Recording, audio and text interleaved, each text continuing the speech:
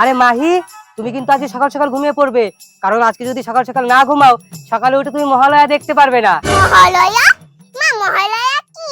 মহালয়া মানে দেবী দুর্গা অসুরদেরকে শাস্তি দিয়েছিলেন, সেটাই আমরা আজকে টিভিতে দেখব।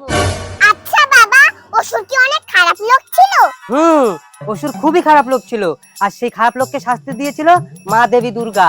যখন পৃথিবীতে পাপ বেড়ে যায় তখনই দেবদেবীরা আসেন এই পৃথিবীতে পাপ বিনাশ করতে। অসুর খুব খারাপ লোক ছিল সোনামা, যখনই সুযোগ পেত তখনই দেবদেবীদের উপরে এসে আক্রমণ করতেন। তার জন্যই তো স্বর্গের সব দেবতা মিলে মা দেবী দুর্গাকে সৃষ্টি করেছিলেন।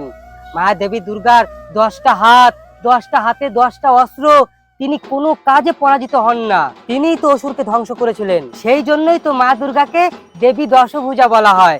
আর তারপর থেকে চারিদিকে নারী শক্তির জয় জয়কার শুরু হয়ে যায়। ঠিক আছে বাবা, তাহলে কালকে ভোর 5টায় উঠে মহালয়া তো দেখতেই হয়। বন্ধুরা, উদযাপন তো আমরা সকলেই করি, কিন্তু কোনোদিন কি আমাদের বাচ্চাদের শিখিয়েছি মা দুর্গার কেন 10টা হাত থাকে, 10টা হাতে 10টা অস্ত্রই বা কেন থাকে? শিখাইনি, তাই না? অবশ্যই শিখিও, না হলে ওরা জানতে পারবে কি করে? ভিডিওটি ভালো লাগলে লাইক করে দিও।